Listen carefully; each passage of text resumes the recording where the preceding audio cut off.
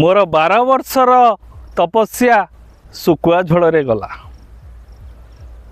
मोर 12 वर्षर तपस्या आमिष खाइबारे गला। कहीं मत रही। नमस्कार। मोर 12 वर्ष तपस्या कली एवं तपस्या कला परे गंगारे बुड़ पकेक आसिली। 12 वर्ष तपस्या कौटी कली? 12 वर्ष तपस्या कली मु हिमालय तपस्या कली। कारण हिमालय हूँ एमती गोटे स्थान जोटी सबकि निस्तब्ध।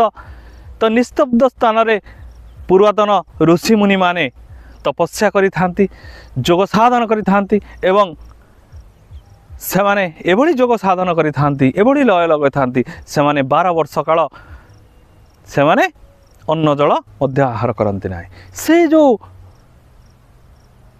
तपस्वी माने, से जो दिव्य पुरुष माने 12 वर्ष रे थरे आगमन करि थांती प्रयागराज को, बा जोटी गंगा जमुना एवं सरस्वती तीन गोटी नदीर संगम स्थल को से माने आगमन करि थांती। संगम रे से माने कौन करि थांती? से माने स्नान करि थांती। से स्नान समय जो माने भी से माने एते पवित्र थांती, से मानकर शरीर पवित्र होइतिबारु बा से माने शरीर ब्रह्मत्व प्राप्ति होइतिबारु से मानकर ब्रह्म जो पानी रे स्पर्श हुए से पानी पवित्र हो जाए। तेणु से माने से पानी रे स्नान करुथुवारु से पानी पवित्र होता है बोली समस्ते आमे हिंदू धर्म रे मानि थांती।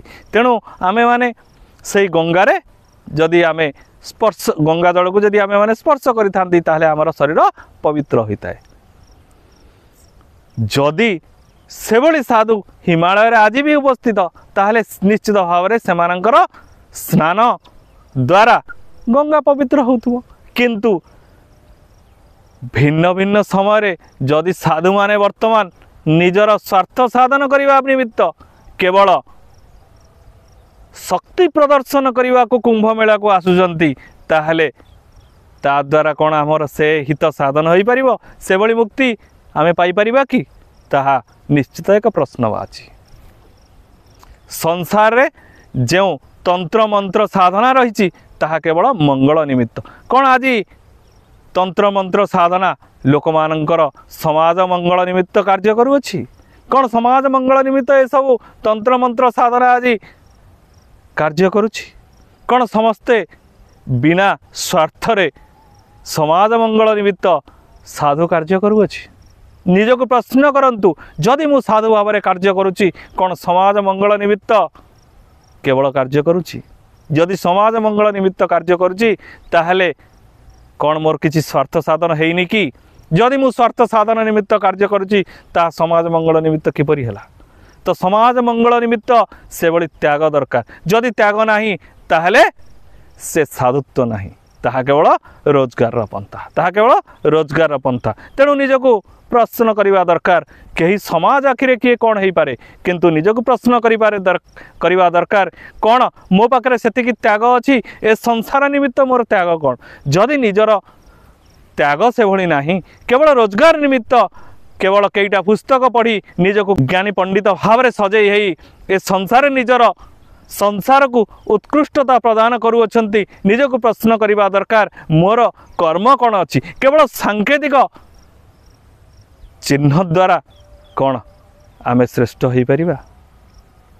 संकेत आगमन करिछि जे 26, 27, 28 रे निश्चित किछि बड़ हबो। अच्छा, यदि संकेत आगमन करिछि कार्य किए करिवो?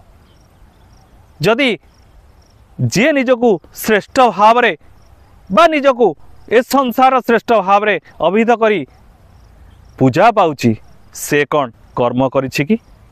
अच्छा, आमे गोटे कथा लक्ष्य करिबा पुराण को। जदि पुराण को आमे श्रेष्ठ करी अछंती ताले लक्ष्य करिबा गोटे कथा जे श्रीकृष्ण तो निश्चित भगवान थिले, से कौन पाई गाई चरेबा को जाउथिले? गाई चरेबार आवश्यकता कौन थिला? से तो भगवान थिले ना, से तो बसी थांते आ पूजा पाई थांते, से गाई चरेबार आवश्यकता कौन थिला? जदि श्रीराम भगवान थिले ताहले तांकु बण को जीवा को आवश्यकता कौन थिला? से तो बसी थांते एवं तांकर लीला करि थांते एवं पूजा पाउ थांते। से अयोध्या रे बसी पूजा पाउ थांते, ताहले कर्म होई थांता कि?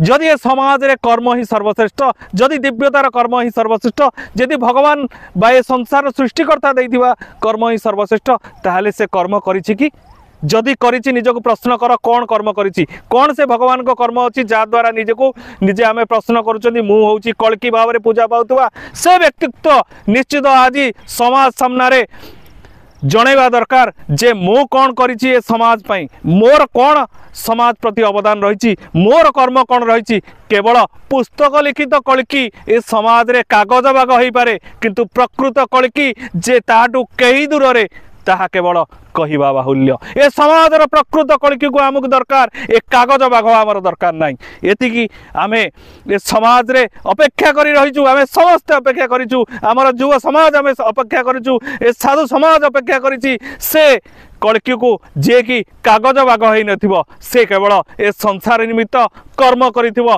एवं संसार कर्म द्वारा संसार ताको चिन्हिथिबो एभली कागज बाघ आमर दरकार नाई ए कागज कल्की आमर दरकार नाई प्रकृत कल्की आमको समाज रे दरकार प्रकृत अच्युत आमर दरकार ए कागज अच्युत नुहे जे भिन्न भिन्न परिस्थिति को सजै देई कहूची मु होउची सेई श्री अच्युत मु होउची सेई कल्की से भली लोक ठारू निश्चित भाव में आमे कौन आशा करि परिबा से कौन केबे भगवान होई परिबो से कौन केबे महापुरुष होई परिबो केबे होई परिबो नहीं कारण ए समाज रे यदि कर्म नहीं ताहले से कागज बाग भी कागज रे ही रही जीवो से केबे शिकार करि परिबो नहीं ए समाज रे से जंगलर राजा होई परिबो नहीं जंगलर राजा हवा को हेले ताको कर्म करिवा को पड़िबो समाज रे देखाई दवा को पड़िबो जे मो कागज बाग ना मो प्रकृत बाग जो माने वे समाज रे कल्की भाव रे अभिहित करी पूजा पाइबा को पूजा पाउचंती बा पूजा पाइबा को इच्छा व्यक्त करिसंती से माने प्रकृत बाग ना कागज बाग निश्चित भाव रे देखाइबा को